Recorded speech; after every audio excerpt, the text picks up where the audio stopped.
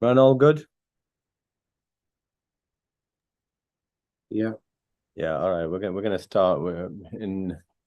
We'll have to just start. I mean, people are still gathering together, but otherwise we lose a lot of time at the end. Mm. Did you get the Wi-Fi password on it? What was it? What was the password? The idea was to share it with everyone else too, but anyway, okay.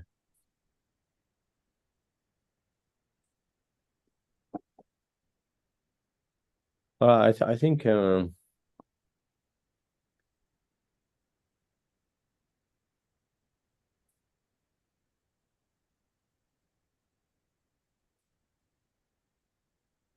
Imran, I think we should start, bro. Are you ready? Yeah. Okay. Yeah, because I think the other guys are gonna take time, and I don't think it's fair that we're late in starting because of other people. Yeah, no worries. All right, you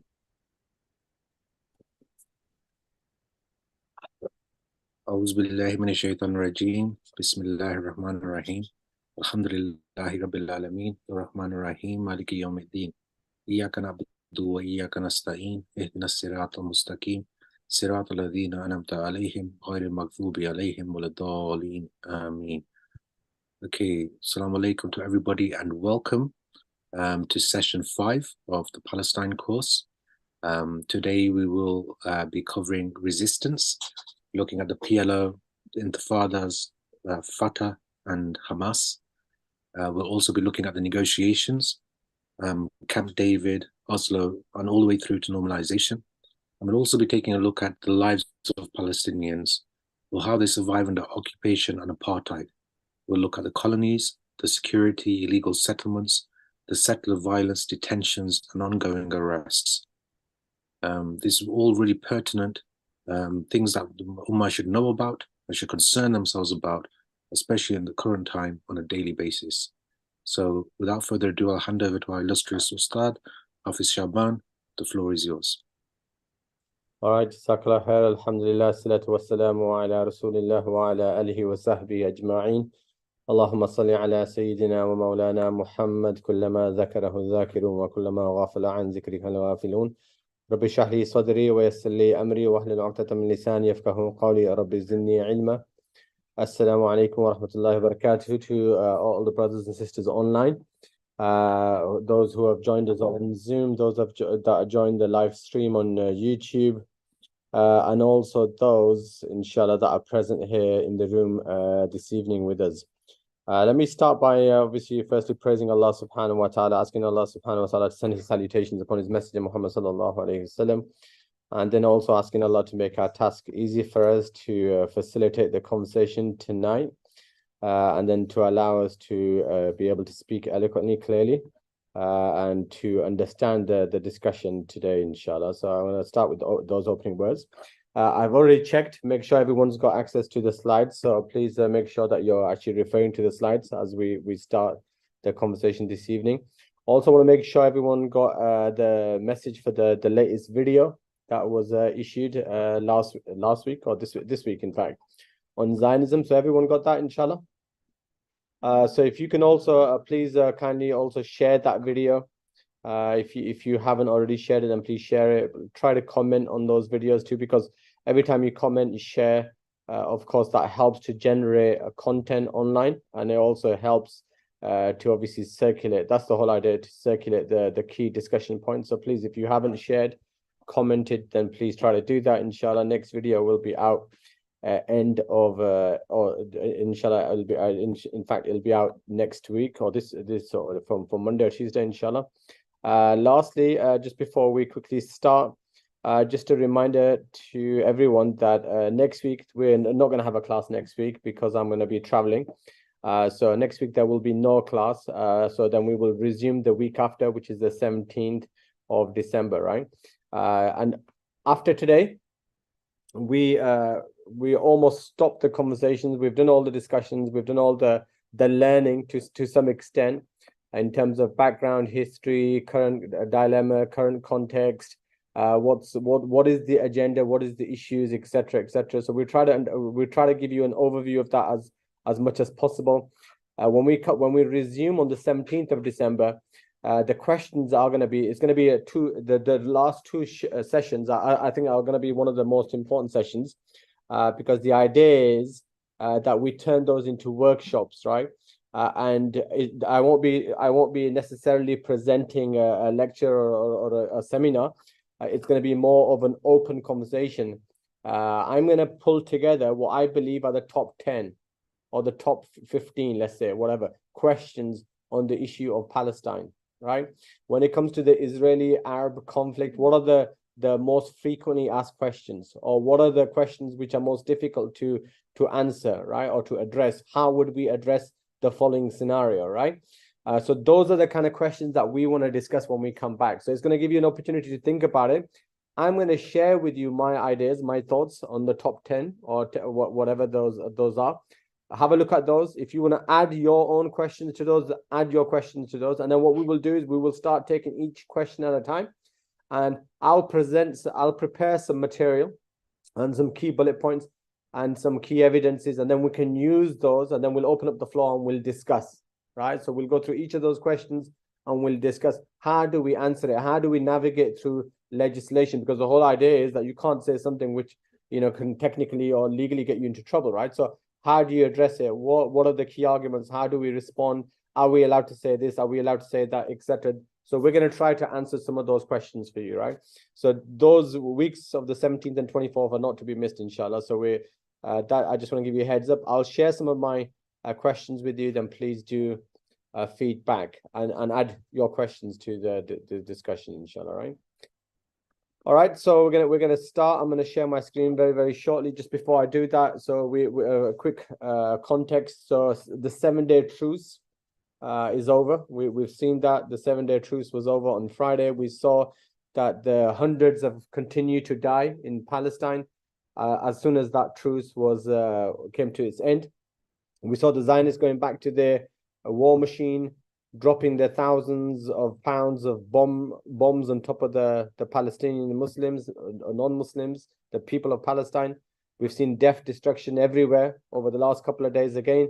And that only goes to show that this task of ours, in terms of understanding the issues, understanding the arguments, is only the beginning. It's a long, long marathon, and that's the key message that we've been trying to give from the beginning, that this is not a 1 week or a 2 week conversation, and it's not a 1 week or a 2 week project. It's a long-term project, right? It's a long-term dawah objective for all of us to understand the issue and to be able to engage, discuss, and communicate, right? So please remember the brothers and sisters and the people of Palestine in your du'as, and then also remember that you can now do something about that. You can now do something about it, because you're learning, right? And you're beginning to understand in a bit more detail what is the background to it. And now you have a responsibility to actually discuss, engage, and communicate. So that's very important to just put that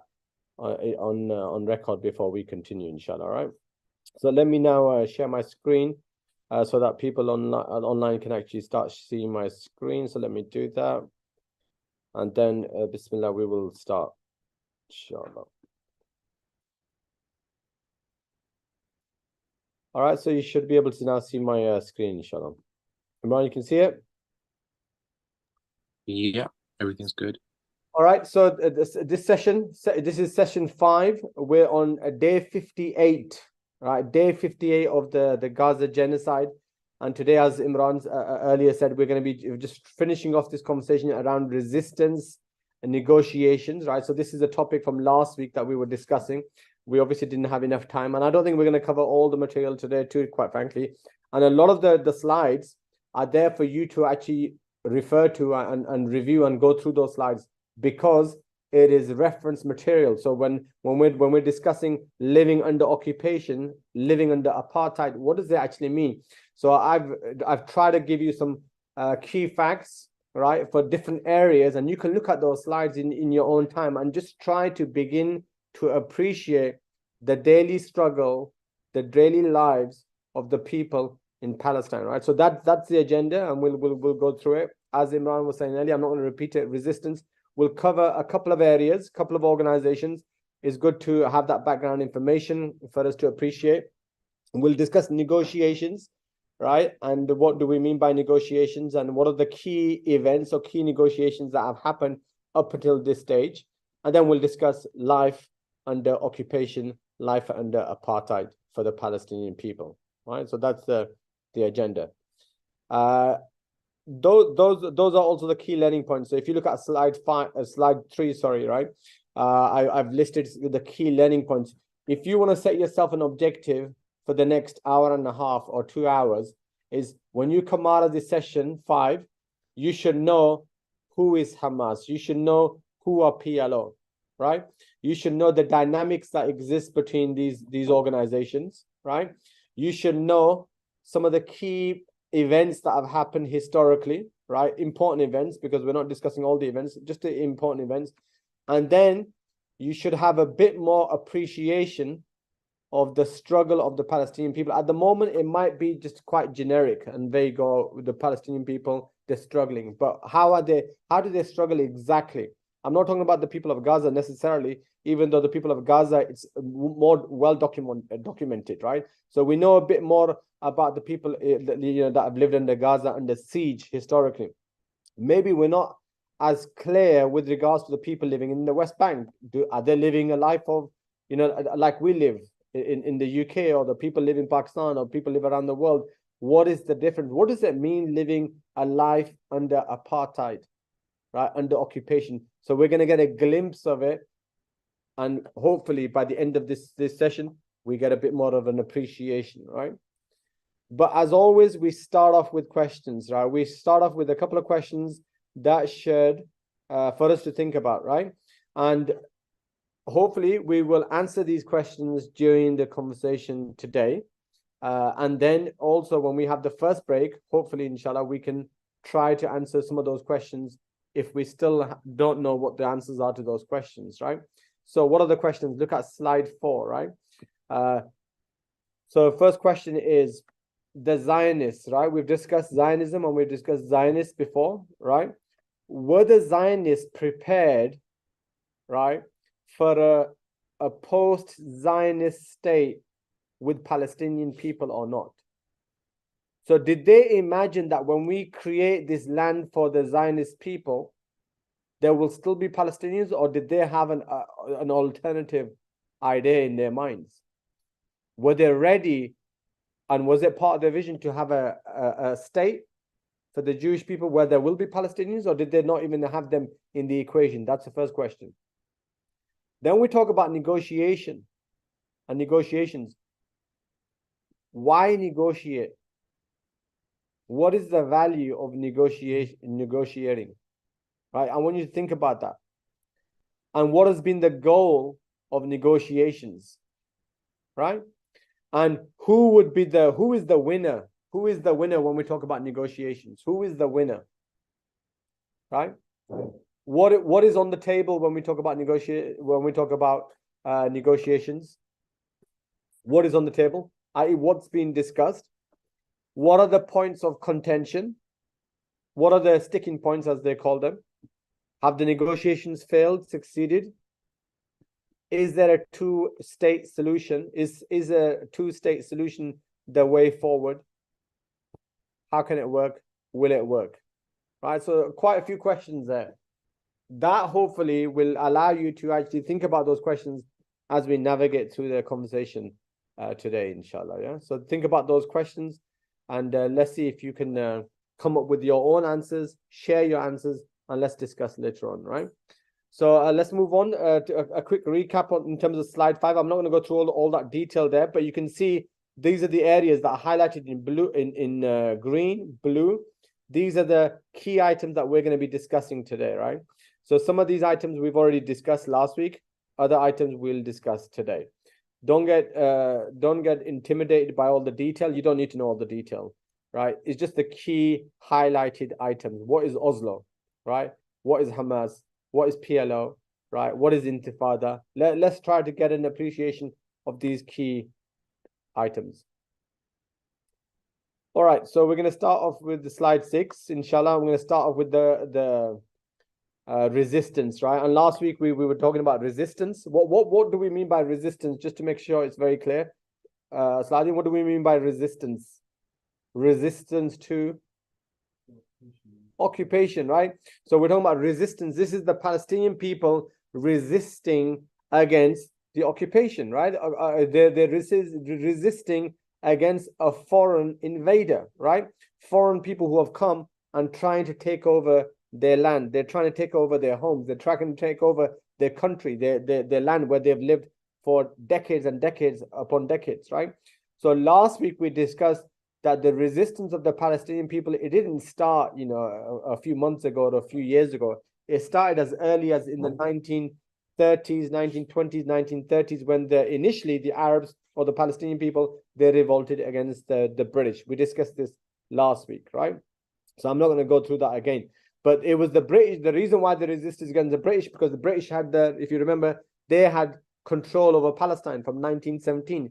They're the ones who had the mandate. They're the ones that were facilitating, allowing the Zionists to come, organize themselves, get ready, right? And giving them all the weaponry, skills, training the military, training the militia.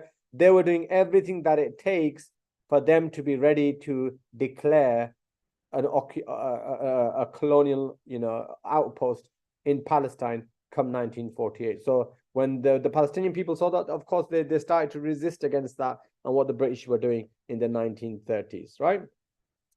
Later then we talked about 1948, obviously then the state, the Zionist state entity is established, and then we talked about last week the wars. They were the first so-called steps in the resistance to the establishment of the Zionist state, because of course as soon as it was declared, the Zionist state was declared, then immediately we had an outbreak of a number of wars. So we discussed that last week, right? So now we've come up to this kind of 1960s, 1970s. That's what we've come to. The last war was 1973, right? So now we start discussing around that time frame what was happening and how was the Palestinian resistance beginning to shape during that time, right?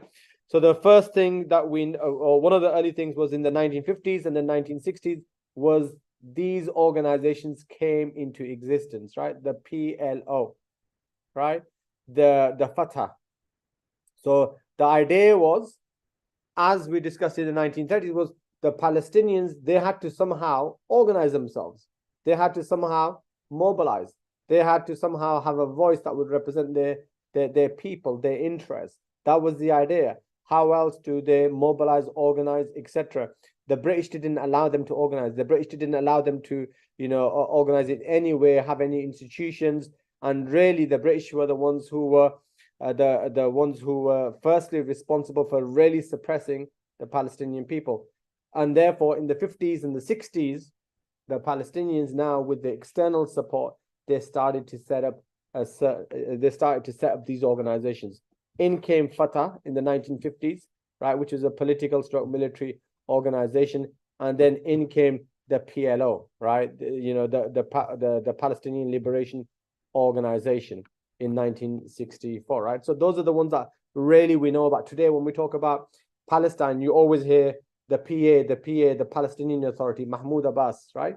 The Palestinian Authority. This is what they're talking about. They're talking about Mahmoud Abbas, who is the president, the chair of the PLO stroke Fatah, right? And is the one who's responsible for the West Bank, for example, right? So that's what we're talking about.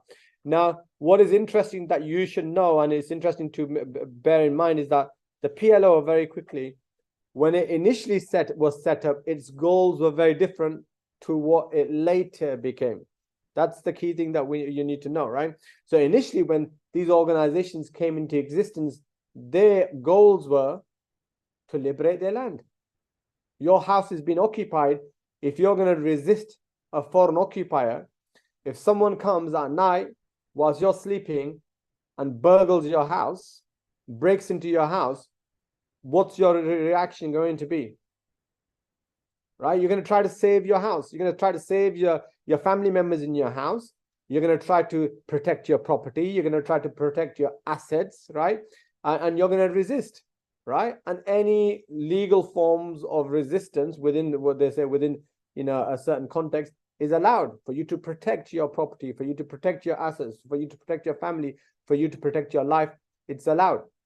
So this is what, you know, was happening at that initially, is that they initially when they set up, right? Initially when they set up, that was the idea. The idea was to liberate their land, to liberate, if you think about it, to liberate to free your house, right? So that's where they start from. We want to liberate our house. I want to liberate my land. I want to liberate my, you know, I want to free my, you know, my land, right? Then they also, you know, part of the objectives was to, for example, we know that in 1948, the Nakba, you know, almost 1 million Palestinian people were expelled from their homes, expelled from Palestine. You know, they're literally expelled, killed, etc. So part of their agenda objectives were that those Palestinian people should be given the right to return to Palestine, right? They should be allowed to return to Palestine. So that was also part of the agenda, right? So you can see they start off with these aims.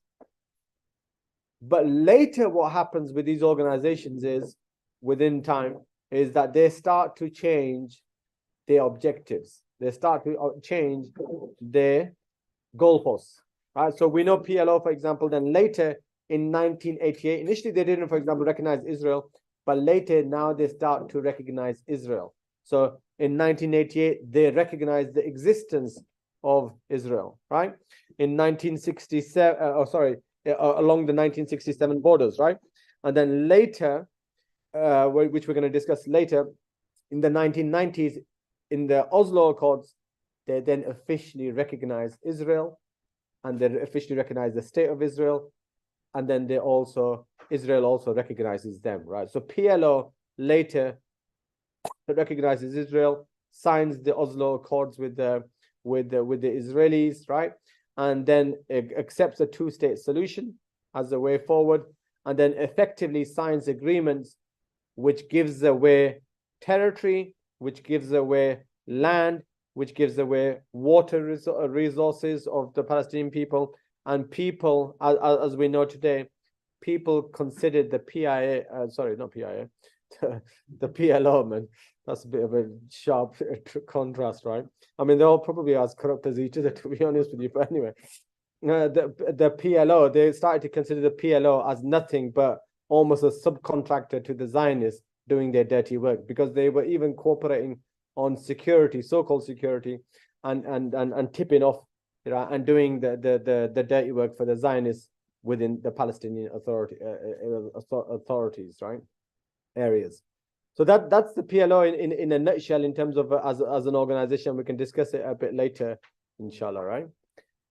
Then we come on to Fatah, right? Fatah, as I said earlier, was actually started well before the PLO in the 1950s, okay? And you don't hear Fatah as much in the current context, really, because it's just the PLO or the PA that is discussed, and of course the other organization being Hamas that's discussed, generally speaking, right? So Fatah, just for your information, I mean, was a kind of a political military organization that started off initially in the 50s, again, you know, involved in armed resistance, also involved in diplomatic efforts too, right? Calling for a two-state solution, but again, initially starts off as a military resistance, but later starts to accept Israel's existence, later becomes part of the PLO, right? And then when it becomes part of the PLO, then it officially recognizes Israel's right to exist, and then also officially signs as part of PLO the accords that we're going to be discussing later on, right? So Fatah is not you know, a big name in the context of current political developments, but it is there, and the main one that you should, I think, should be know is obviously PLO. All right, then it comes we move on to Hamas, right? So Hamas obviously is the big one that's in the news at the moment. Is the big organization that's obviously being discussed. It's the organization that's been there since 1987. All right, what are the key points that we should know about Hamas, right? So it started in the 1980s, right? So it came into existence in the 1980s, right? It was initially an offshoot of the Muslim Brotherhood, right? So initially it was an offshoot of the Muslim Brotherhood. We know it was set up by Sheikh Ahmed Yassin, right? And we also know that Hamas also initially was against the existence and the establishment of the Zionist entity Israel, right? But we also know that Hamas actually changed its tone, changed its position when it comes to the occupation of Palestine. And that's also interesting. I mean, the big difference between PLO, for example, and Hamas would be, firstly, the PLO and Fatah were more nationalistic, right, in terms of organizations, more about Arab freedom and more about nationalism and more about the Palestinian people, whereas Hamas is probably a bit more Islamically oriented, right? So that's the first thing. They both started off with the same goals and objectives in terms of liberating the whole of Palestine. Hamas continued with that agenda for a lot longer. So in its early charter, for example, in its earlier kind of vision in 1988, when it issued that, it was very different in terms of how it regarded Israel. Later on, when it issued a revised charter in 2017, its opinions, right, about Israel changed quite drastically, right? And it started using very different language. So, for example, initially it said establishment of Israel is entirely illegal. Later on, then it started saying that it does not recognize Israel, but it accepts a Palestinian state on the 1967 borders. So you can see that, right? So it's playing with words literally, that you don't recognize, but you're accepting a Palestinian state on the 1967 borders. And as we discussed last week, and we're going to discuss today, majority of the Arab states today, they call for an independent Palestinian state based upon the 1967 borders, and we'll discuss that later on, right? So that was kind of Hamas, but Hamas also has continued with, obviously, armed resistance. We can see that in terms of the current operation that's going on in that started on the 7th of October, right? But with regards to its vision, with regards to its thinking, right? It's a bit vague, it's a bit ambiguous, but the point is, a lot of the commentators did say that whilst Hamas mentions that it wants to see and it wants to achieve an ultimate liberation of the whole of Palestine, initially the idea for Hamas was that we'll try to achieve what we can based upon the pragmatic circumstances, as opposed to having this vision which we can't achieve, right? So they continue to call for liberation of the whole of the historic Palestine. But as one commentator said, there is no value to a clause in which Hamas says it will not give up historic Palestine, but today they're working upon the 1967 borders, right? So that's a quick introduction to understanding Hamas. So 1980s come into existence in the back end of the first Intifada, had links to Muslim Brotherhood. Later on, they said they have no official links with the Muslim Brotherhood. It starts off just like the PLO and the other organizations with the view that we need to liberate the whole of Palestine.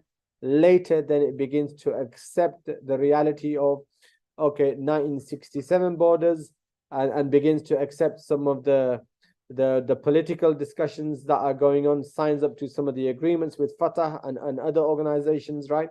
But it continues with its armed military resistance, right, as an organization. Officially, it doesn't recognize Israel, but it accepts a Palestinian state on 1967 borders, which quite frankly means pretty much the same thing, right? Right.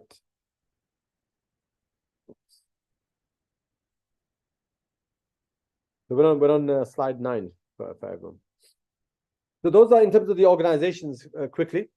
Let's move on to negotiations, right? And we'll then, after that, we'll have a quick conversation, because we need to discuss this issue of negotiations and these organizations, right? So negotiations, what are the key negotiations? I mean, think about it, right?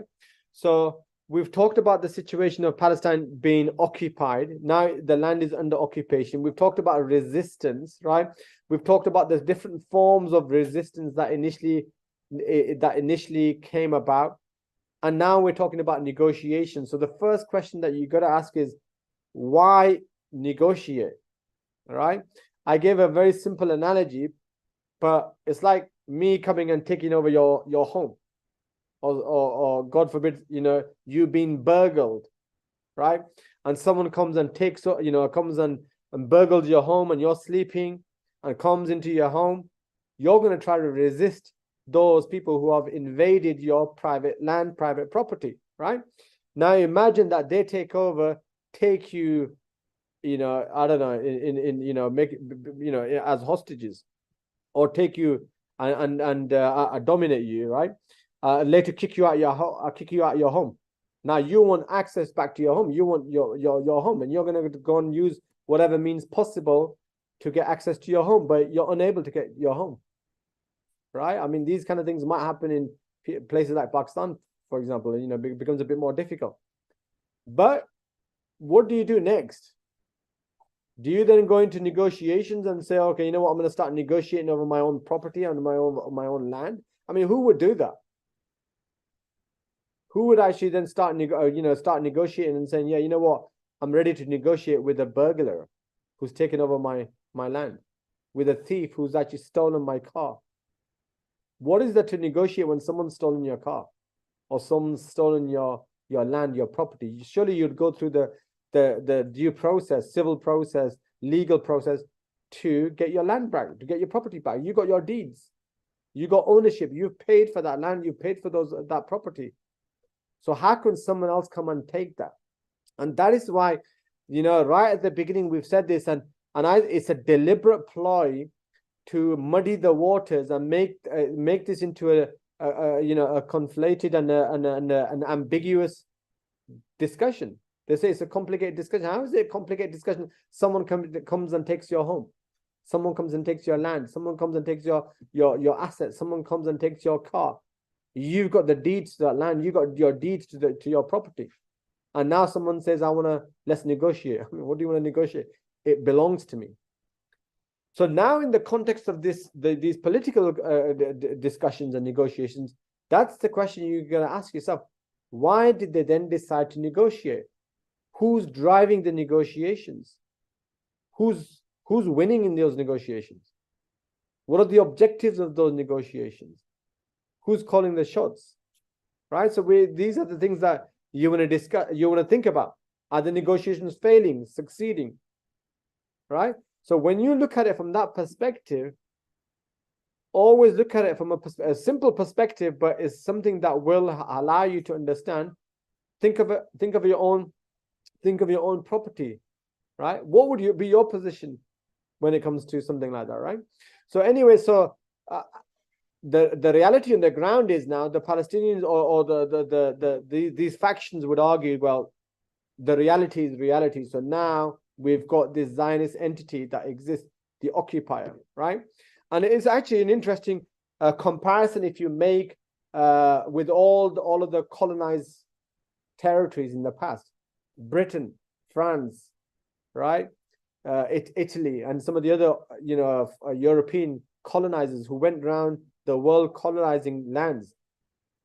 What was the response of the indigenous people of those lands? Right? Imagine France going into Algeria, colonizing it for 120, 130 years, and then saying, let's negotiate. Let's negotiate. I mean, what is that to negotiate? You've taken over their land. You need to get out of that land.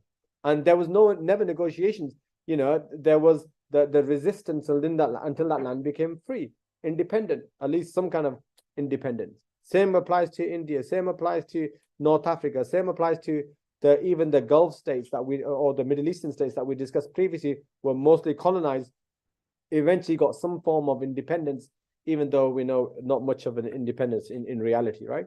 So anyway, so now that we arrive into the 1970s, what happens is now you've got obviously the big players, big political players, big superpower like America leading the way, and obviously is pushing for the Palestinians to sit on the same table as the Israelis to discuss and to come to some form of an agreement. All right. The big item that initially was struck, the big agreement that was initially struck was the Camp David. So Camp David is sometimes mentioned and discussed, slide 10, and that was in 1978. That started the process, you can say, or that was a big milestone in the overall process. Also think about this question of when we're talking about negotiations, what's the end goal of negotiations? When you're negotiating, what is the end goal? So now they've started on this trajectory of negotiating. What is the final outcome that is being sought by which party, right? And we'll discuss that because it becomes very clear in terms of what the occupier wants. What the occupier of any land, what does it want?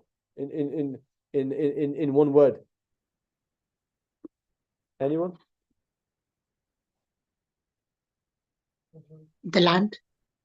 Wants the land. Yeah, but wants land, but it's already got the land, hasn't it? Because it's already occupying that land. Without any comeback.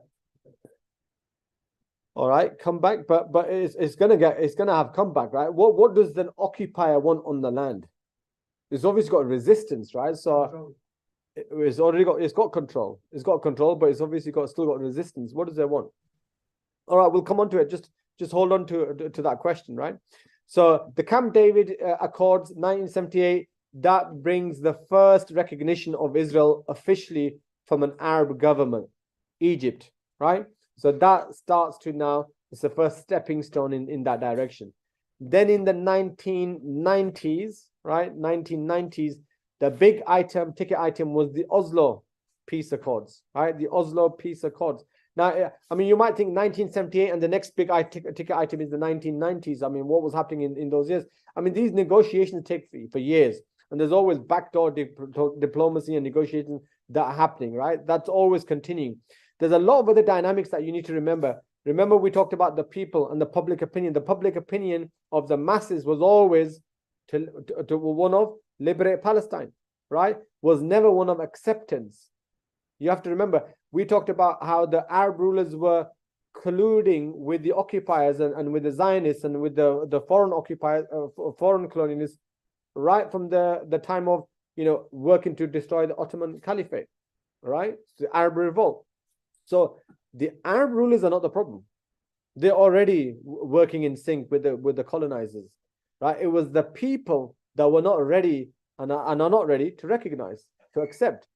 So these things, when those thoughts are going through your mind, I mean, why is it taking so long? It's taking so long because people are not prepared to accept, right?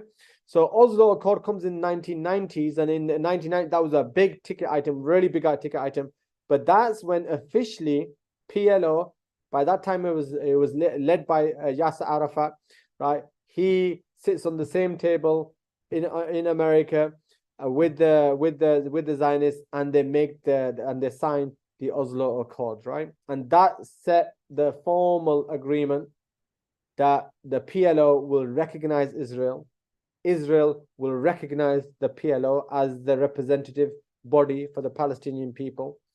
And they started on this journey of so-called two-state solution. The two-state solution meaning that Israel continues to exist within what they said was the 1967 borders, right? And then the Palestinian Authority or the Palestine state is established on the rest of the land, right? Which is the West Bank and Gaza in a nutshell, right? But part of those agreements also, there was other items too that, for example, the question of the control, the security, right? So if you look at the agreements, the control of even the West Bank, right? The security, the land, the borders, the financials, the water resources, all of them were literally handed over to the Zionists. I mean, they had it anyway in the first place. It's not as if they didn't have control over that already. So they had control over that. So the Zionists now get 60%. Pretty well. In fact, let's come on to that later. But the Zionists get control of the economy, the civil, the security matters, the land, the water, and they already had that originally anyway. Now they're accepting to recognize each other, right? And then the other items are pushed down the line, and we'll come on to what those other items, because the other items are the ones that are the sticking points, right? So this is a negotiation that's happening without even discussing the real points. They're not even really discussing the main points. At the moment, they're just talking about recognizing each other, right? So I hope you're not getting lost, right, in the conversations, right? But obviously there's a lot of detail. But anyway, 1993, 1995, the Oslo Accords, that's the key thing. The key thing is when it's the first time when officially the Palestinian Authority, the PLO, recognizes Israel officially. Israel recognizes that. They talk about a two-state solution. They talk about that they're going to later have further conversations and negotiations to bring that into reality. The Zionists effectively get control of pretty much the bulk of Palestine, right? And it sets the way for things to come. Apart from that, after those Oslo Accords, right, the reality is nothing has really been implemented at all, right? So since the 1990s, even before that, whatever they discuss has really never been implemented. So they talked about the 1967 borders. We know, and we'll discuss it, the Zionists have never accepted the 1967 borders. They keep expanding, right? They talked about West Bank would go to the Palestinian Authority. The Zionists have control over all of the West Bank. They talk about illegal settlements will be curtailed, or in fact, according to the United Nations, the illegal settlements should all stop, and they're all illegal, so they should be dismantled. They've been expanding at an exponential rate, right? So back in the early days, they had maybe 100,000 settlers, right? Now the numbers are million plus, or number of millions of settlers living in the West Bank region and area.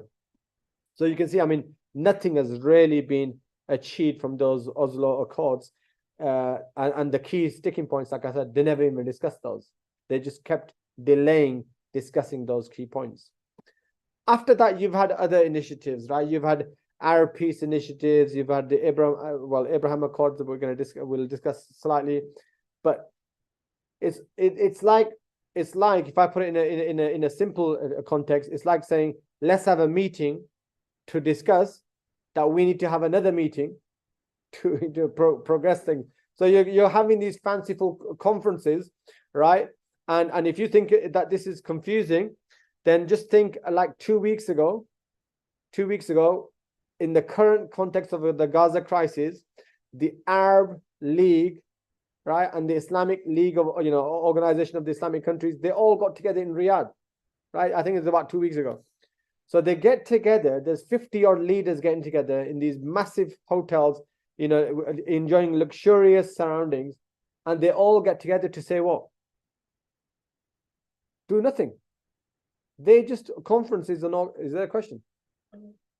They just conferences just for the sake of it, just to show, and even that they don't achieve, just to show the people that they're actually doing something, or they're trying to do something. But in reality, we know they are not actually designed to do nothing.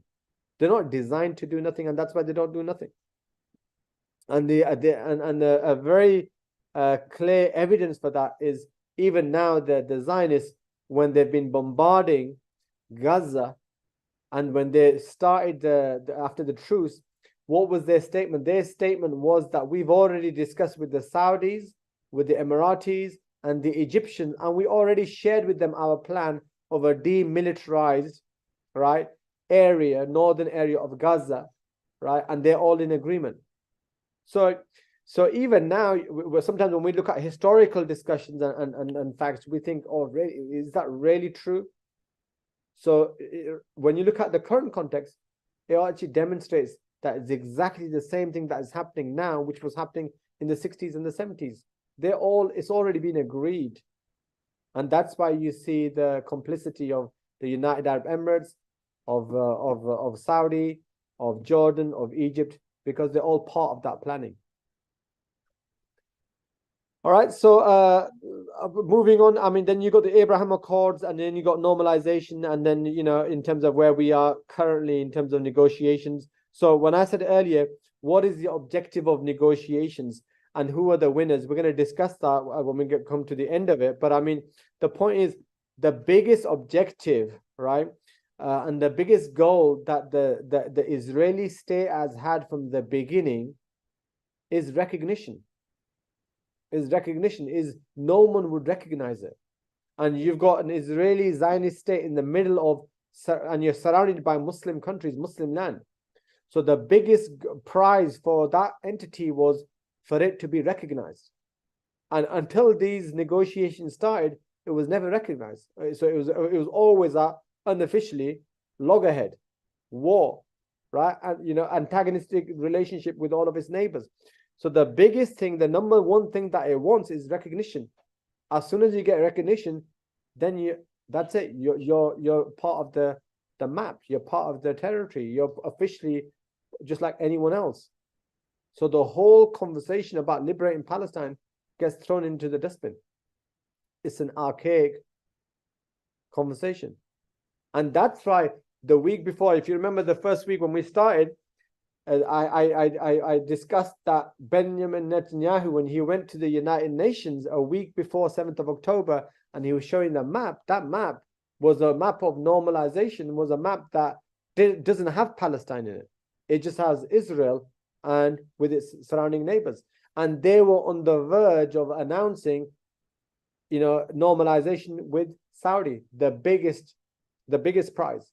Because up until now, United Arab Emirates, you know, Egypt, you know, Bahrain, Morocco, you know, you name the other Gulf states, they've all normalized relationship, which means they accept Israel.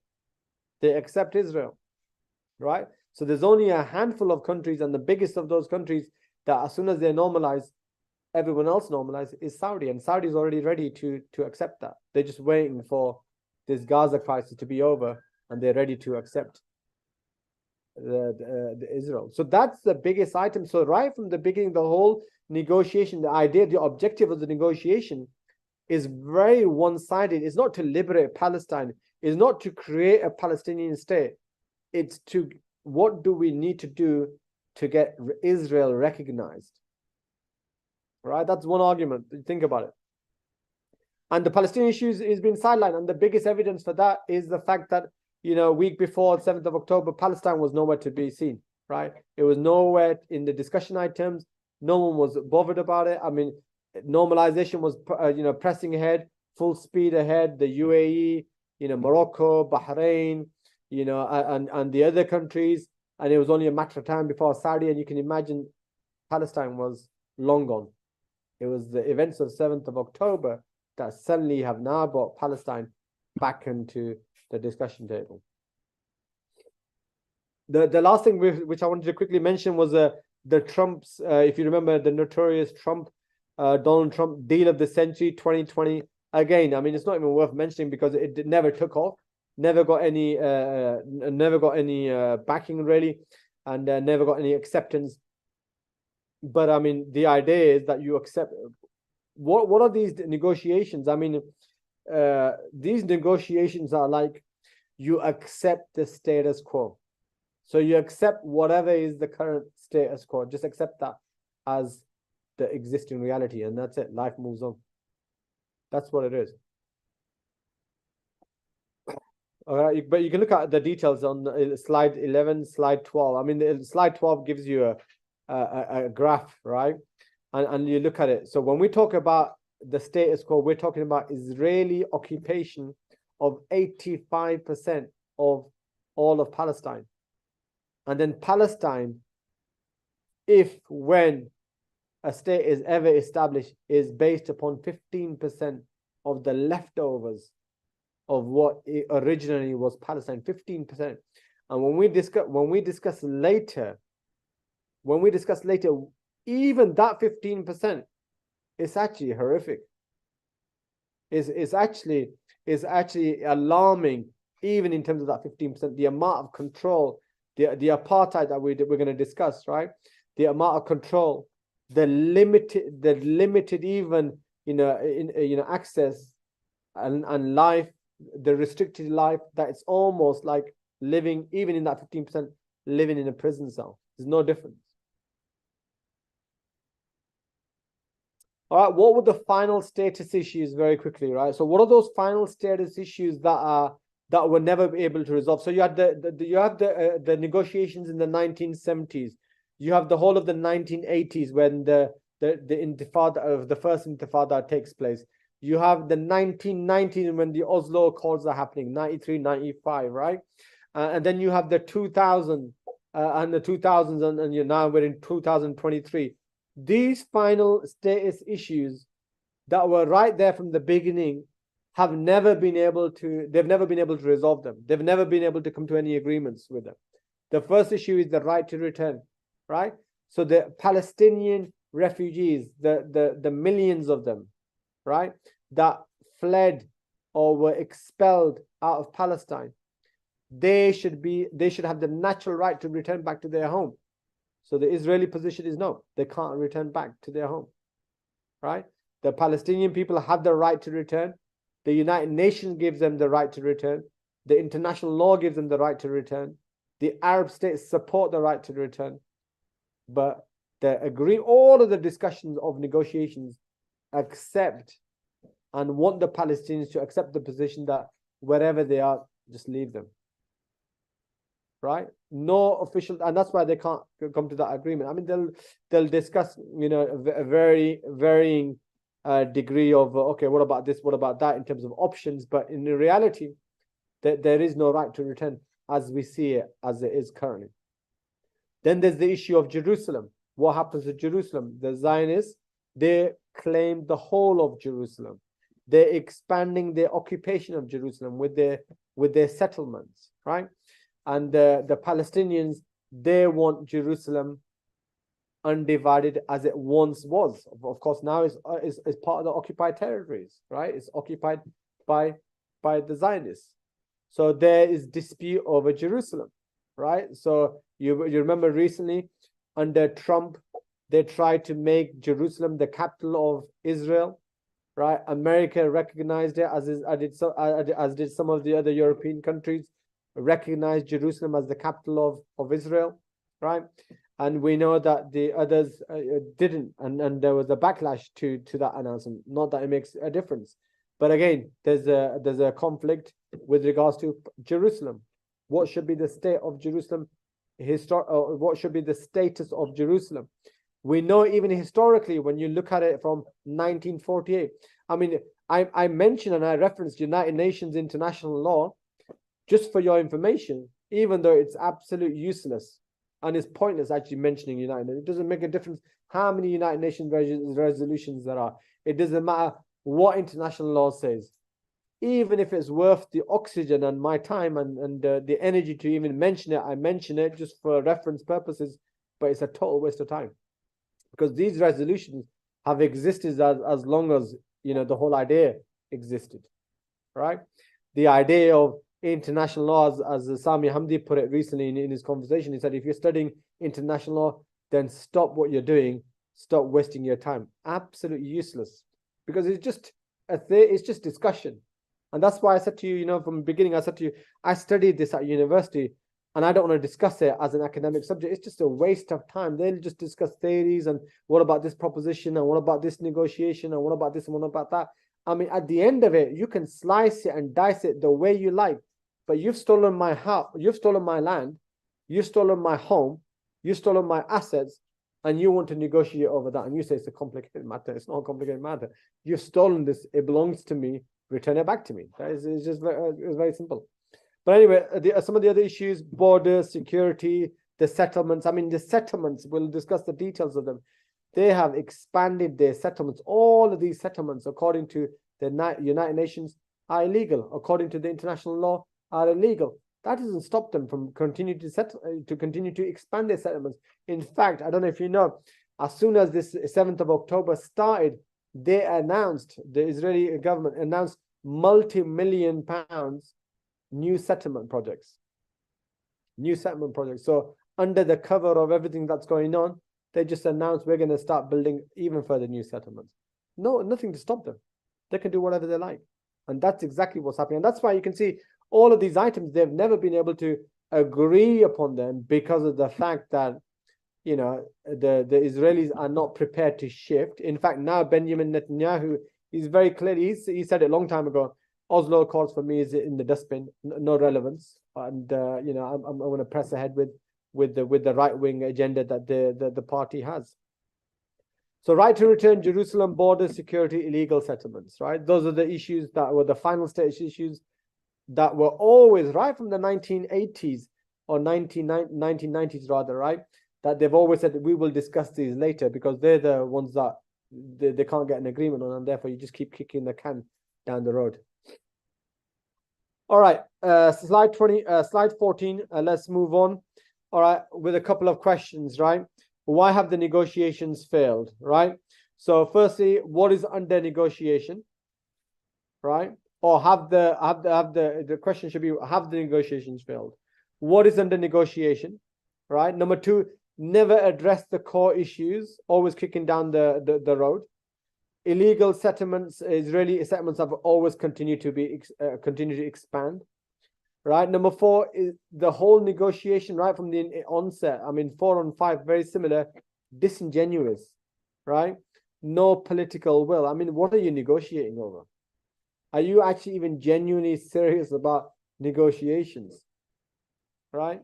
And then you can look at the other points that I've mentioned there: apartheid state, pressure, armed resistance, etc., etc. So that's why even the negotiations that they've discussed, right, and all of these different accords, they've never achieved any goals. They've never achieved the end goal. The end goal, even if you take the negotiations at their face value, the ultimate objective of the negotiations is to get to a two-state solution, right? One state for Palestine and the Palestinian people, and a state for the Israeli people. So they haven't even been able to achieve that because the so-called Palestinian state has been off the agenda for a very long time. All right, so that's the first part, right, that I've tried to quickly cover, so that we can move on to the second part. So this is the stuff that we should have discussed last week that we didn't get time, inshallah.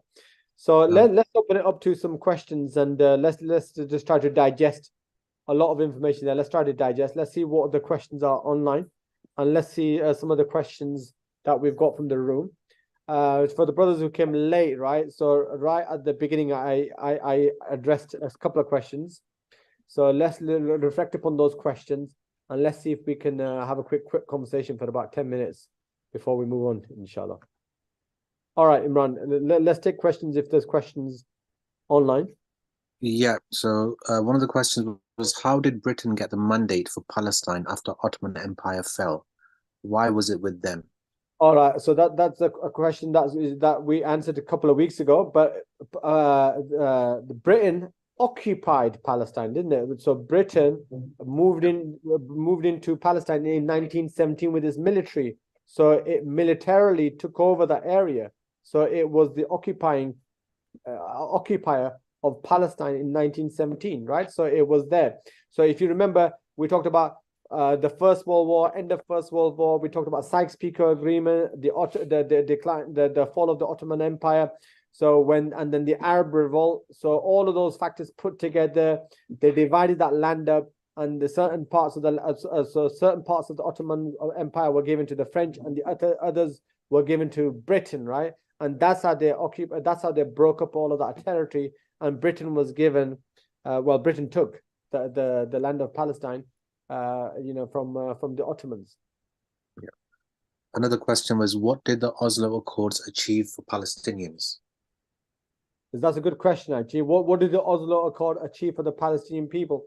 So, in reality, the main answer, or the one answer to that question is not much, if anything at all, right? And that's why the PLO historically has never really had credibility on the grassroots, because on the grassroots, what has the PLO achieved? The Oslo Accords actually gave the Israelis recognition. That's the first thing that they want, is recognition. So they got recognition. They're the ones who got, and they had the control over the territories, and they had that, right? So really the Palestinians in return, they were promised a Palestinian state, which they've never got up until now. They signed away, an occupier, recognizing an occupier. They signed away their resources. They signed away their security. They signed away their control. So in return, they really got nothing.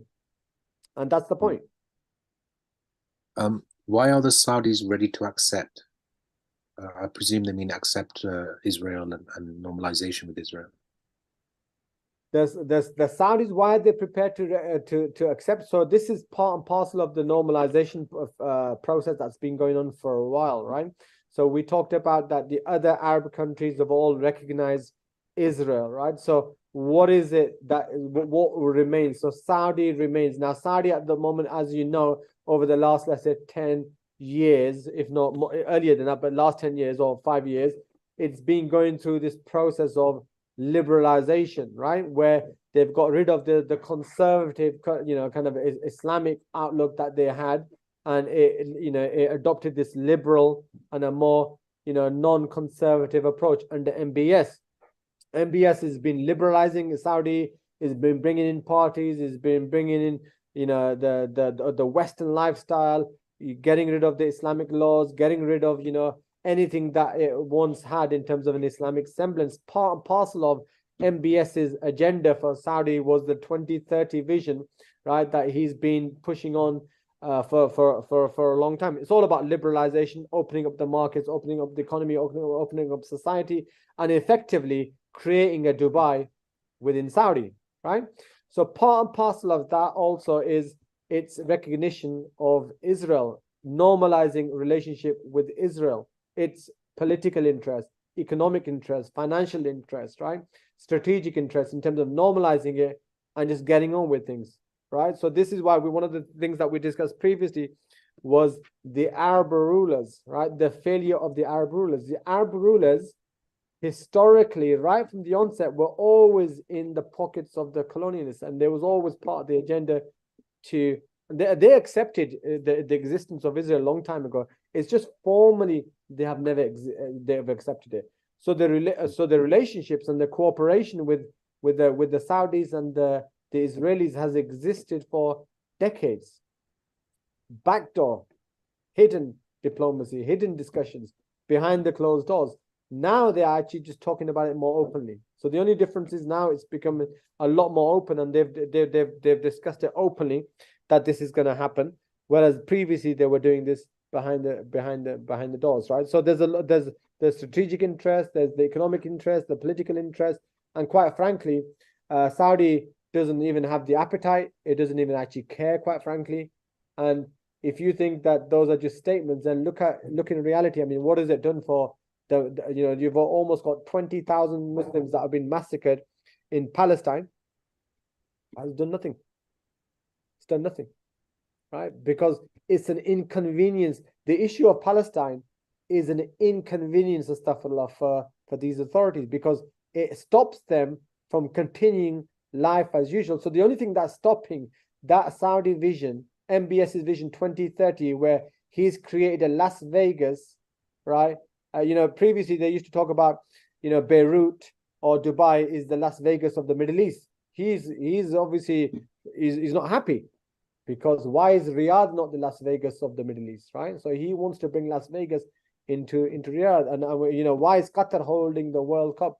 Why isn't that? So you can see the sports, the whitewashing of sports and everything else that's been going on. That's part of his vision. And what's happening in Palestine and the issue of Palestine, it's a hindrance to achieve that 2030 vision, and that's what they're after. Yeah. Just one more thing. It's more like a comment before we move away from the Oslo Accords and things like that. So the Oslo Accords, one of the things that it gave to the Palestinians, or the PLO sort of took from them, was an agreement for Area A, Area B, and Area C in the West Bank. And so Area A was 18% of full control to the PLO in West Bank. And Area B was 22%, where they only had civil control, so no security, just civil control. So they basically were paying for the garbage collection and teachers and all these kinds of things. But Israel maintained 60% of both civil and military control in the West Bank. That was the outcome from the Oslo Accords, and it was argued that this was a roadmap, and actually those numbers would change over time, but they haven't. And actually, if anything, Israel's like infiltrated more into Area A and B through illegal settlements. And now, as you can see, Trump's plan still up on your screen of Shaban of like 15%. Yeah, so reducing those numbers even further. So that's the thing about entering into negotiations. From a weak position, that you're going to come off with a raw deal on you. So I think that's important to state for the people on the course. Yeah. We'll be going into the slides straight after the break, and that's where we go into that details. Yeah, exactly. But thanks for that, Imaan. Yeah, any questions from the floor with regards to any of the discussion points? Yes, bro. You mentioned that Hamas is the agenda is somewhat weakened, or has weakened over time. Yeah. But I've perhaps heard or read that their charter, according to the UK context, calls for destruction of Israel. Yeah. Is that actually their charter, or is it just made up? So I mean, okay. So the brother is asking a question with regards to the Hamas charter, right? Which calls for, or apparently used to call for, the destruction or the dismantling of the occupying state, right? And going back to the original Palestine of the historical Palestine. So I mean, the brother's asking, is that still in the charter of 2017, or is that been removed, right? So as I said, in the original charter in 1988, the original charter, that's what they called for in that original charter, right? But officially in 2017, when they issued their revised charter, they actually removed a lot of those initial kind of phrases and clauses within their charter. So in the new charter, they removed that clause, and they recognized and accepted a Palestinian state on the 1967 borders, right? But officially, they don't recognize Israel. So they just say, we don't recognize Israel. And they officially say, we accept a Palestinian state on the 1967 border. So it leaves it to your imagination or for a logical, deduction. So what does that actually mean? So officially, we're not recognizing it, but we're also recognizing it de facto, right? So I believe they've removed that particular clause, right? And it's been superseded by these clauses. Yeah. All right. So there's nothing in the chart that says that they're calling for destruction of all Jews like that, but constantly banging on about. I don't believe so. I mean, I haven't checked the charter in its detail, but as far as I know, I mean, the 2017 was the complete shift that they accepted it by de facto. No, so that was the original charter in 1988, right? So they say all sorts. I mean, even the original charter, whereas the terminology was Jewish or Jews, they later then changed it to Zionists, right? So they changed it. They realized that, okay, and that's why they were initially accused of anti-Semitism because of that language. Sure. So then they changed that. They said, okay, it's not the Jewish people, it's the Zionists, right? So they changed that. And then with regards to their position, they shifted their position. They accepted the 1967 borders or a Palestinian state based upon the 1967 borders. But the question of the occupation, they left it open. They just said, we don't accept it. So legally don't accept it. I mean, there's many countries in the world that don't accept Israel as a state, and they recognize it as an occupying state, right? It's the same thing. All right. Any other questions? All right. Should we take a 5-minute break then? I think that's what you're requesting, yeah? Yeah.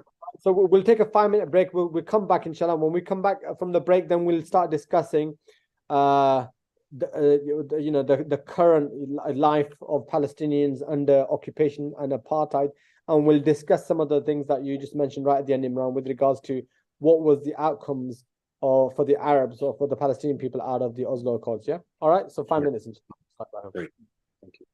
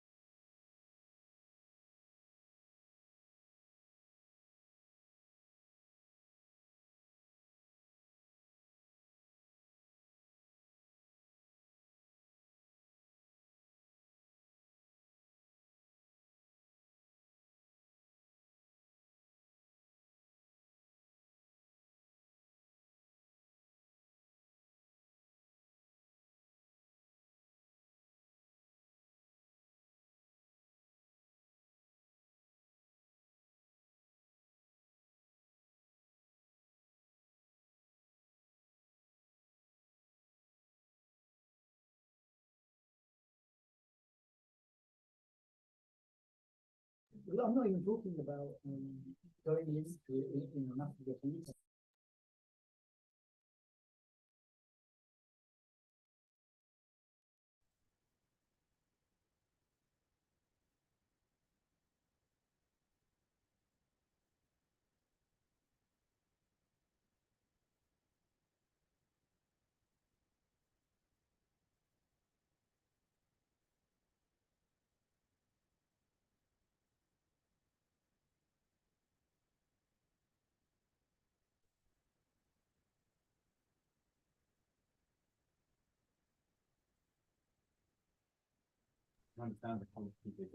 Yeah, that's right. So yeah, Imran, yeah, let's start.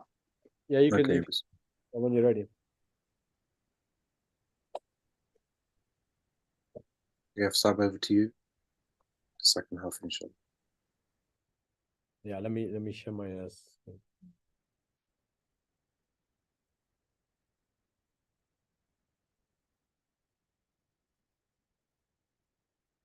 So okay, Bismillah ar-Rahman. Let's start. Okay, let's resume.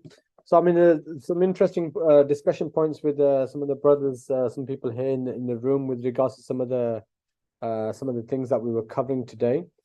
Of course, there's a lot of material out there. There's a lot of resources out there, and some of the brothers were suggesting that maybe we should share some of those resources with everyone, so that those who want to read into it further, look into it further, then that gives them an opportunity to be able to do that. And I agree, inshallah, we're gonna, like I said earlier, for me also personally, I think that, one thing I haven't touched upon, and maybe I should touch upon it, is when I said earlier that this is it's a long-term project. It's not a short-term project, liberating, even when we talk about Palestine, even when under the Islamic Caliphate, right, with Islamic rulers and ruling, it took them 88 years to liberate Palestine.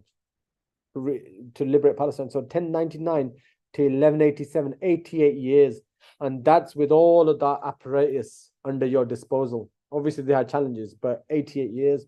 So now we're living, 75 years, or how many years it's been, and we've got a huge amount of challenges. And our circumstances today are a lot more complex in some areas than it was then. In fact, a lot more complex, right? So this is not a short-term engagement or da'wah. This is not a short-term discussion. This is not okay now because these atrocities are happening in Gaza. We feel about it, but as soon as that pacifies and calms down, then we move on, and something else comes along. So even for myself as an individual, I think this is a personal journey for me. It's become very personalized for me, and inshallah, if God willing, I want to continue with this, for the long term, right, and continue to produce content, produce material for people like yourselves to use, for myself to use, and for others to use, so that we can continue to equip ourselves with the arguments, with facts, with the reality, understanding reality, so that we can use that in our conversations and in our discussions. So it's a long-term goal for myself, and hopefully, inshallah, it's a long-term goal and objective for yourselves too, anyway. And part of that, we will produce shorter videos, bite-sized videos, and bite-sized videos are key for, I think, for the average person.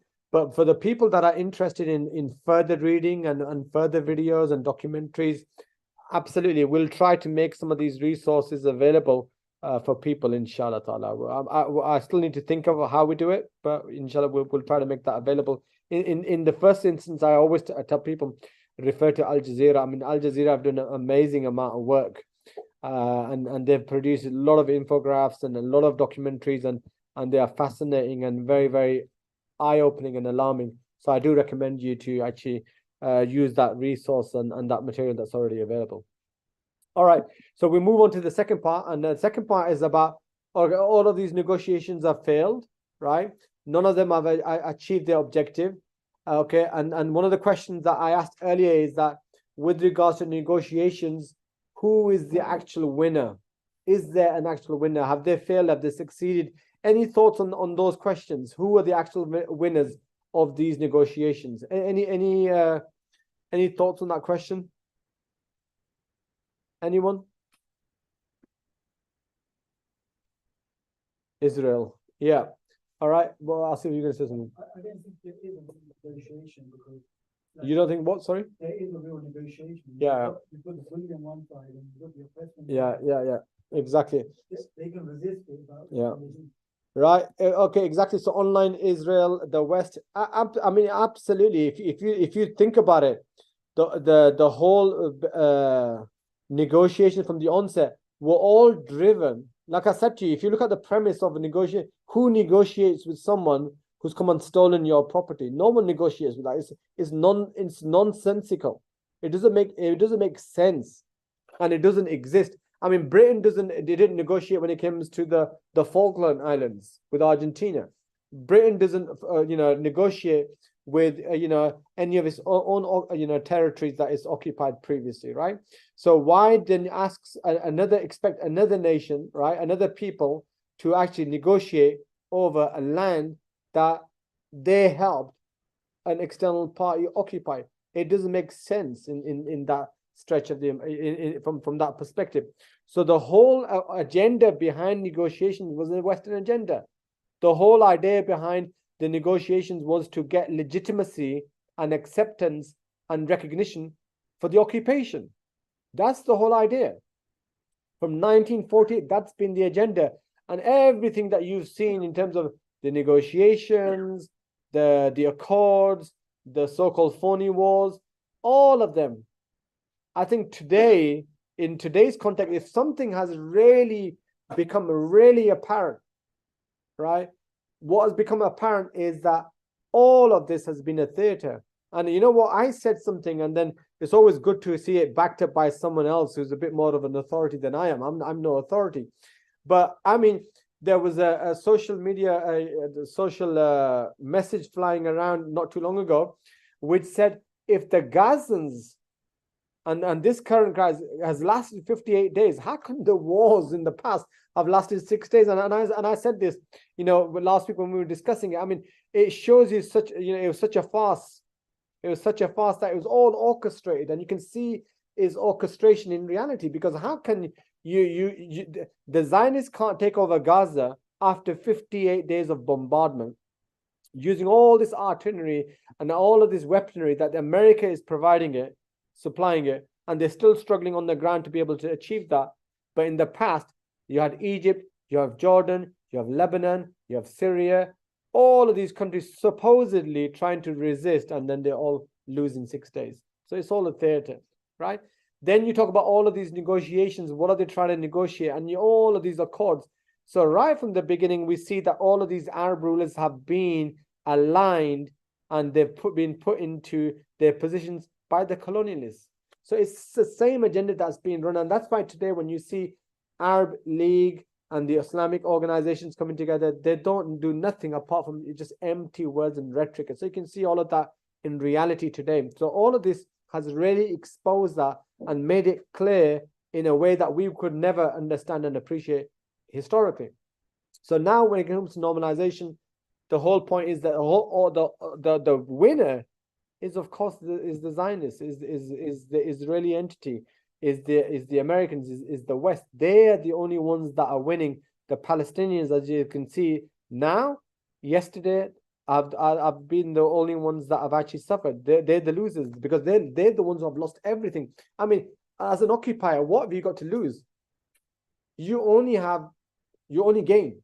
Whatever you negotiate, even if you were given 25%, well, you didn't have right to that 25%, and you've gained 25%. So you're starting from a position of 0, and you're getting 25%. Whereas the Palestinians are starting from a position of 100%, and they're getting 5%. That's so if you see that map that we were referring to earlier with the Trump's Trump's conceptual plan in 2020, the Palestinians started with 100, and they were being offered now 15. Unless now we're going to discuss what is that 15. So earlier, one of the sisters online asked the question. All right, so what did the Palestinians gain from the Oslo Accord? right? And what we will discuss now, what they've gained, so-called gained, right?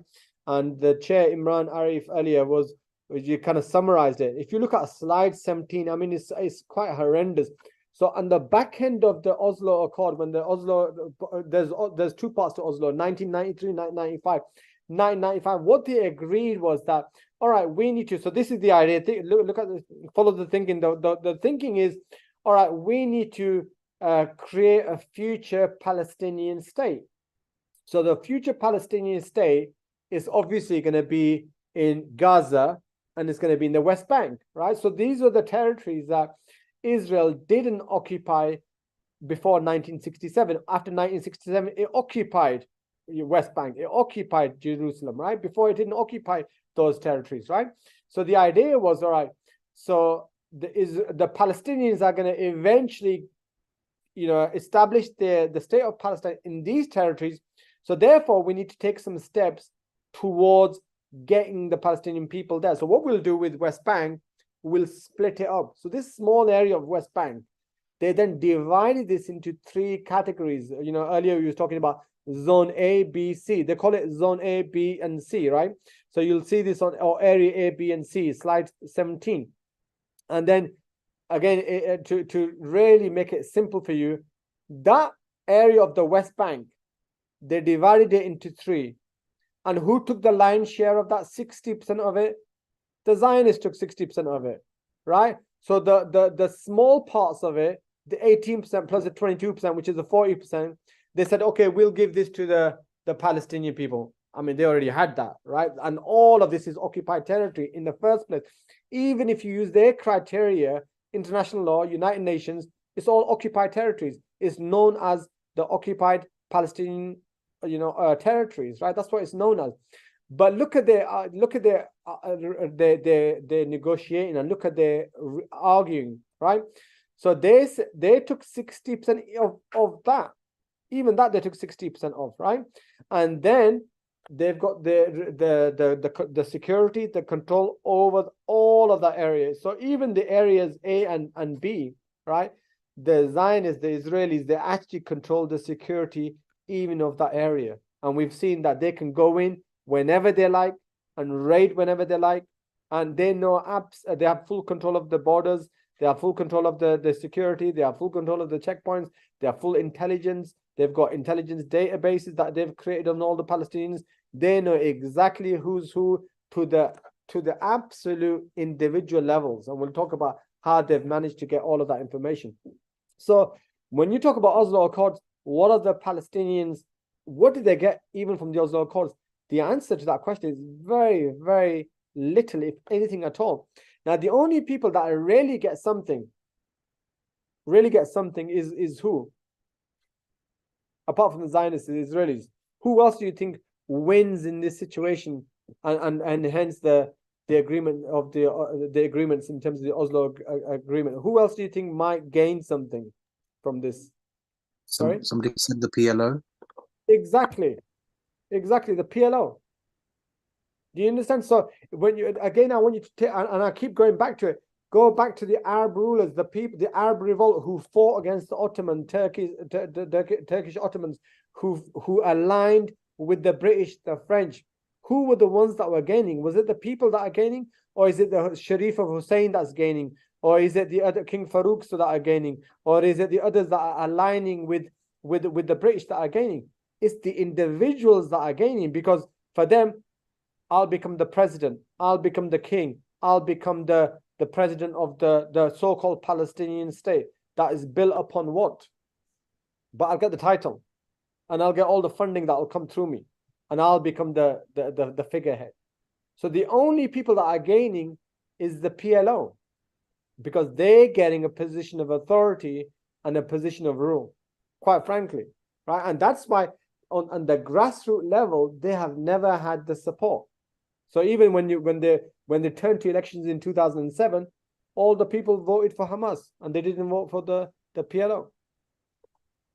So they're the ones who are actually gaining, and the people, with regards to and you'll see it now very quickly, is that they don't gain in any aspect of life, right? And I want to very quickly over the next 20 minutes, just give you a glimpse into the life of the people and why I say that.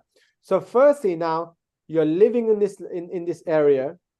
All of this area belonged to you. Before 1967, you didn't have, as you know, bear with me. So 1948, before that, you had the whole of the Palestine. Then Palestine is occupied, right? Then you have the wars of 1948, 67, and 73. In 67, the Zionists, they expand their territory to areas that they didn't even have in 1948. So in 1948, when they established their state, they didn't have Jerusalem. Jerusalem was officially under the international, should have been an international zone, right? The West Bank was all part of the Palestinian Authority. But now they've managed to access all of that and take control of all of that. And now they are not prepared to give any of that away. And now they start to build the Israeli settlements. So slide, what are we, 17, 18, 19. I mean, I've put a lot of infographics here from Al Jazeera just to give you an appreciation of the regions, so to follow those in your own time. But look at slide 20. So slide 20 breaks it down. Area A, 18%, as we were discussing earlier. When you hear the names Ramallah, Bethlehem, Nablus, Jenin, Jericho, Hebron, all of these, you've heard of all of these cities, right? These are the cities that are part of West Bank. They belong to this area A, right? This is an area. 18% of the West Bank, not of Palestine, of just the West Bank. These are cities which should have been totally under the control of the Palestinian authorities. As you can see, Palestinian Authority, who's heard of the Palestinian Authority of the last 58 days? You've hardly heard them. Hardly heard of them. There are a few words here or there from Mahmoud Abbas. The Zionists have been conducting raids day in and day out. They've arrested thousands of people. They've killed hundreds of people in this area. And this is area, according to the Oslo Accord, should have been all under the control of the Palestinian people. You can see it doesn't exist in reality. It's all under the control of the Zionists. Then you have area B, right? 22% of the West Bank, Now, what is important to note here, again, this also should have been under the control of the Palestinian authorities. But again, who has control over all the security? The Zionists, the Israelis, they have control of all of it. Even though in this area, the Palestinians have got vast agricultural land, right? Agricultural land, right? There's hundreds of Palestinian villages and there's no illegal settlements in any of these areas, A or B. But the whole control is still under the Zionists. They have full control of these areas. And in fact, these areas themselves are isolated, right? So they are zoned off areas, A, and then area B, and area B. So you can't travel to A, from A to B, without going through Israeli-controlled infrastructure. You can't even travel even within the cities themselves. So area A, you talk about Bethlehem, you talk about Jenin, you talk about Jericho, you talk about Hebron. All of these towns and cities, you've heard in the news, there's raids day in, day out. There's the Zionists have got control over them. They've got intelligence all over. They've got CCTV cameras all over, etc., etc. So it all is a shamble. It doesn't exist in reality, and you can see that. Area C, which is 60%, that was already controlled by the Zionists, right? This is where they've been expanding their settlements. All these settlements that you hear that are being set up, they've been set up in this area, right? They've also set up settlements within Hebron, which is also contained within this area, although it shouldn't be. Part of the Oslo Accord, they were supposed to hand over all of this to the Palestinians. This even area C, it should all be handed over. It's all part of West Bank. So when they say 1967 borders, it means all of West Bank goes back to the Palestinians. That's 60% plus the other 40%. How can it go back to the Palestinians when the Zionists have been creating more and more and more settlements? Now, originally in 1972, there was 1,000 settlers that lived in this area. Today, there's almost 1 million, if not more than 1 million. right? There's 125 settlements, right? Now in that area, that 60%, 125 settlements. One of the figures I had was 360,000, right? Plus settlers that now live there. So imagine that 125 settlements, 360,000 plus living in those 125 settlements, right? And this is supposed to be an area that should have been handed back after the Oslo Accord. Not only that, when those Oslo Accords were signed, right, the natural resources, which now this is where it's interesting, all the natural resources are within this area, plus the area B that we were talking about earlier, right? Palestinian villages, the water aquifers, right? The water resources, all now controlled by the Zionists. Were originally controlled by the Zionists anyway, right? And even within the 60%, the objective of the Zionists has been to displace even the Palestinians that exist within the 60% of the West Bank, right? And they've been doing this by illegal settlements. Literally, what happens? Literally, this is not something made up. Is that the settlers they just go in and they just take over Palestinian homes. They take over Palestinian lands through violence, through theft, literally theft, right? And through we'll discuss it, through settler violence and terrorism. That's literally what happens. Other things that we've seen happening is demolishing of Palestinian homes. So if the Palestinians go and start to build a home or an infrastructure or anything that resembles a home, the Israelis will come along and they will demolish it, and they'll say, well, you don't have a permit to build that home. So how do you get a permit? Well, you can't get a permit. You see what I'm saying? So you build a home and you live in it, the Zionists will come and they will demolish your home because you don't have a permit, and you can't get a permit to build your home.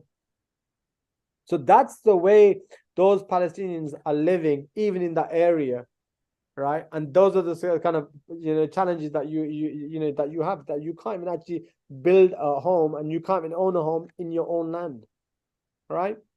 So this is the idea of this is in a nutshell. I mean, there's statistics there on slide 21 for you to go through, right?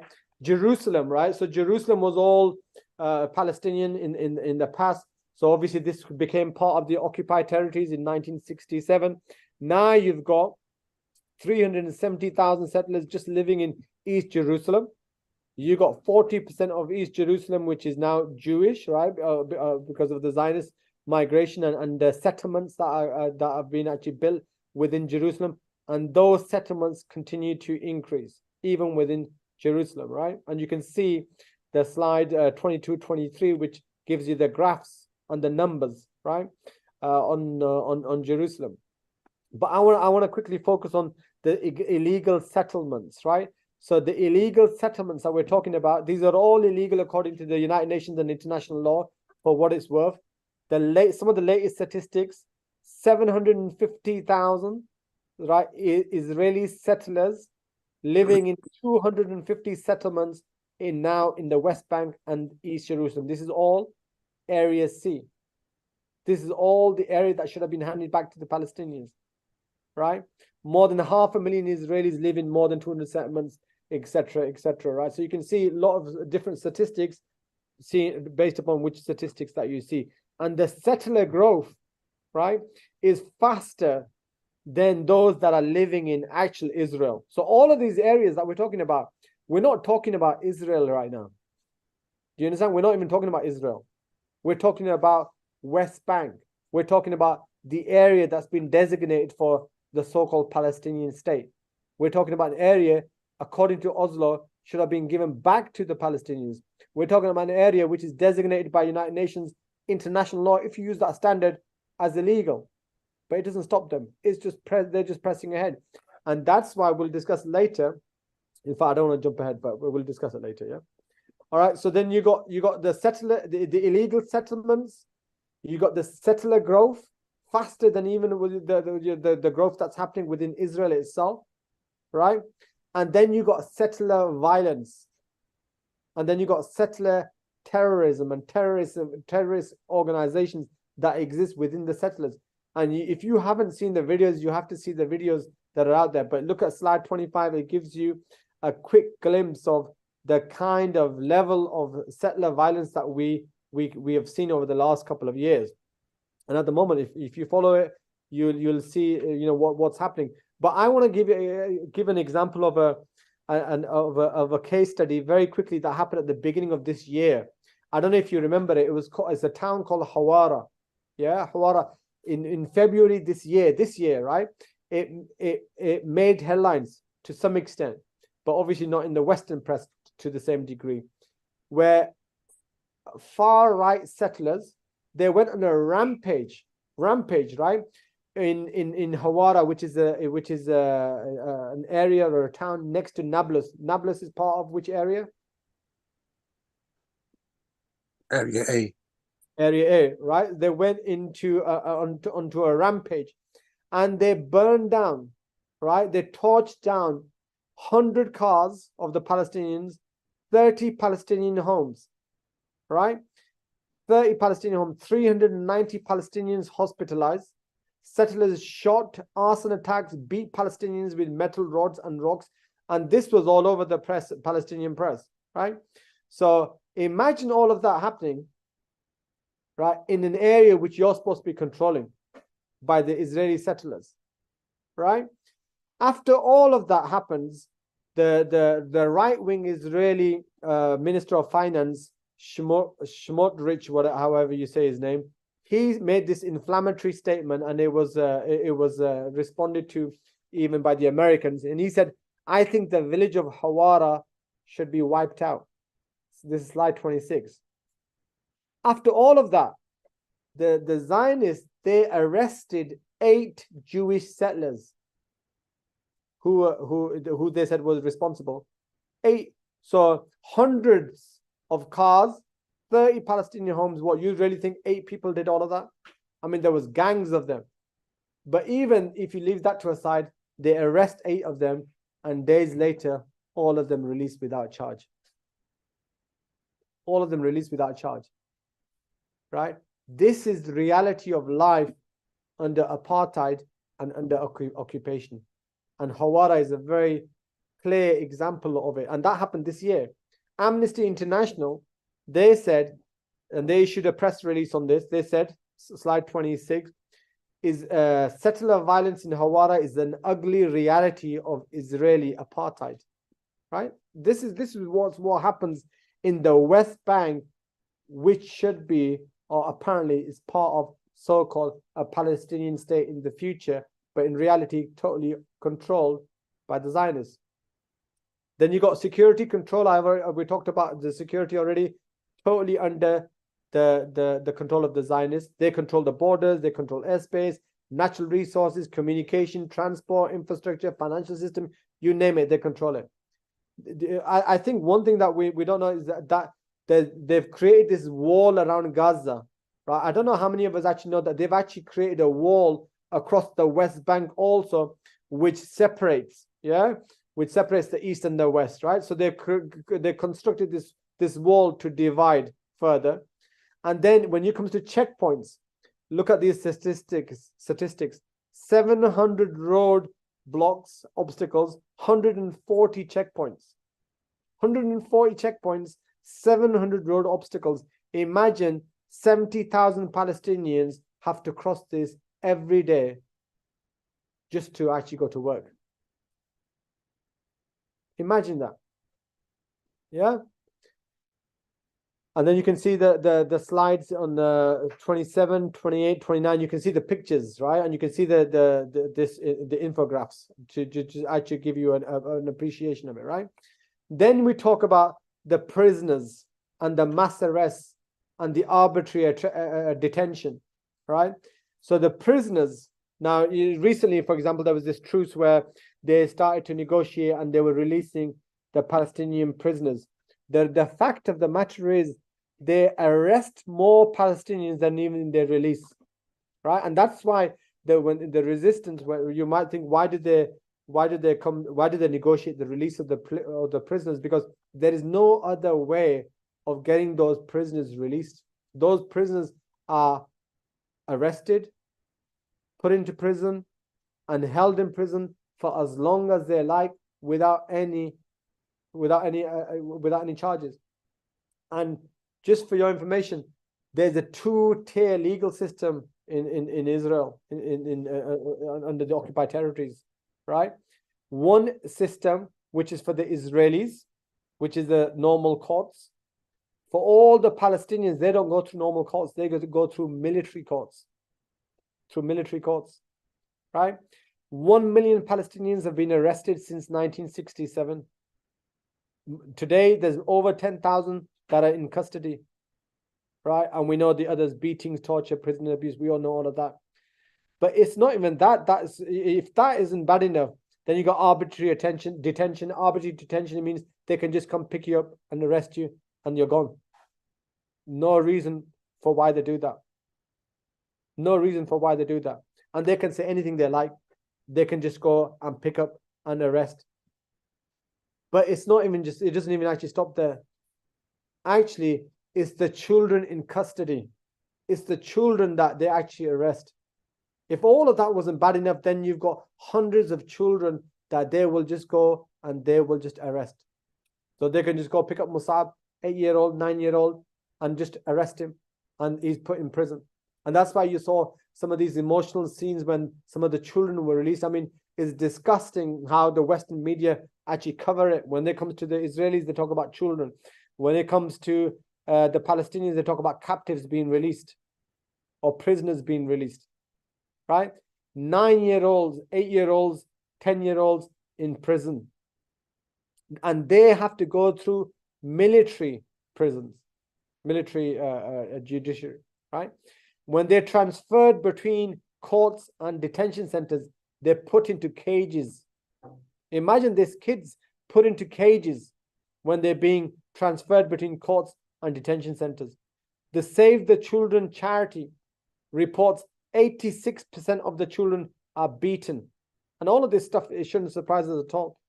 And it was actually, a lot of you will actually know that back in the, I mean, firstly, what is the crime of these children? Majority of these children, what is their crime? Palestinian children, majority of them, their crime or the alleged crime? Throwing stones. Throwing stones carries a 20-year sentence in prison for Palestinian children. You got 20 years of prison for throwing stones. It's estimated 1,000 children are held in Israeli military detention every year. And under Yitzhak Rabin, right, the Israeli commanders, army commanders, were instructed to break the bones of Palestinian children, break their bones. This was an official policy for the military, that when you grab a child, when you arrest a child who's been throwing stones, you break his bones. So they used to break his arms, and then they started breaking their legs physically. This is the way they would treat the Palestinian children. So this is the reality of life under occupation, and you can see all the details on the slides that I've shared with you. But I just want to very quickly just move on to one more point, because I know we're running out of time. In terms of when I was talking about earlier, in terms of land grab, land occupation, and control over key resources. Then you've got the Jordan Valley. Now, Jordan Valley is part of this of the West Bank. Jordan Valley, I've been there, I've seen it. It was one of the most agricultural land in that whole area of Palestine. This is where you have dates, grapes, all of this citrus fruit growing there. And the Israelis have been even creating and establishing their own settlements there, right? And for the Palestinian people, and the whole water is controlled by the it's controlled by the Zionists, by the Israelis. So what they do is they restrict the water for the Palestinian villages and the Palestinian farmers, and they direct all the water towards the Israeli settlers who are now in the Jordan Valley. And then they allow, obviously, therefore the Palestinians, they can't grow their crops because they get no water. The Israelis are growing all of the dates, the grapes, the citrus fruit, the bananas, the melons, you name it. And then the Israeli exporters are getting all of that produce, and and then getting it to the international markets, national markets, on behalf of those settlers. And all of those settlers very quickly are subsidized, provided the water, they're given dividends, they're given stipends, they're given electricity, they're given gas, you name it, they get everything subsidized and given by the government if they agree to live on those illegal settlements in the Jordan Valley. And the Palestinians, on the other hand, the farmers, they can't even get to the market, because why?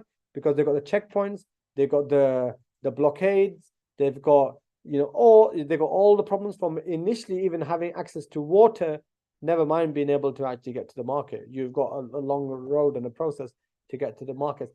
Every way is hampered for those Palestinian people. So you can see, I mean, even very quickly, I'm just rapid trying to get through all of that, is that you can see it's a very clear system that even under that occupation, life is unsustainable.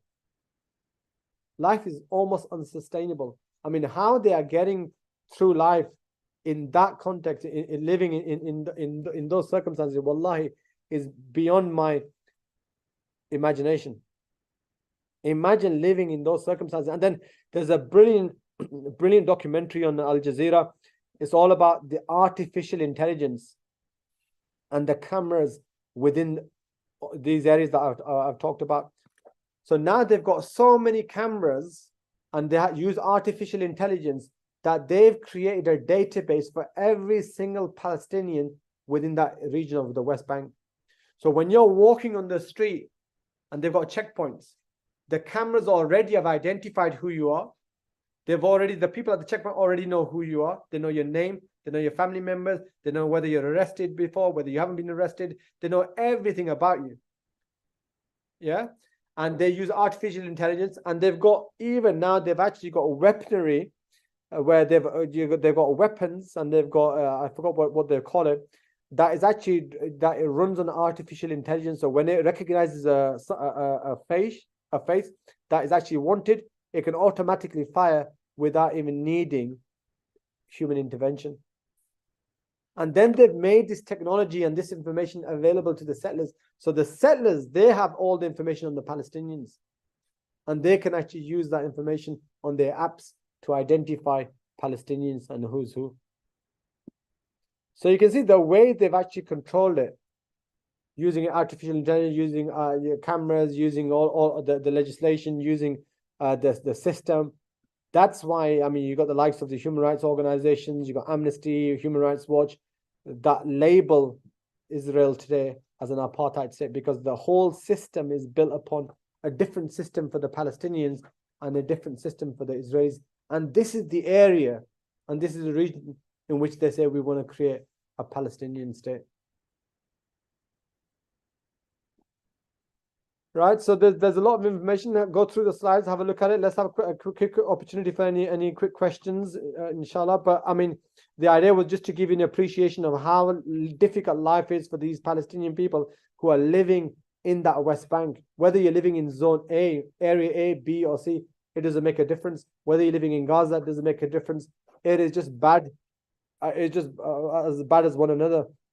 And you can see that on a day-to-day basis, no rights, no legal rights, no access, no justice, mass arrest, arbitrary detention, you name it.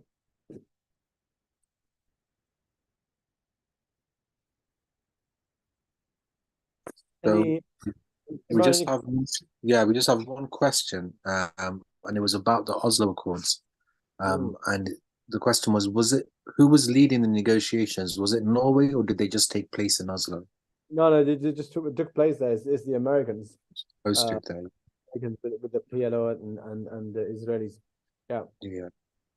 And then there was a question about Palestinians, citizenship and residency status. I think you answered that in terms of those who are in occupied Palestine, that they don't get the same rights because they're not Jews, so they don't get full citizenship?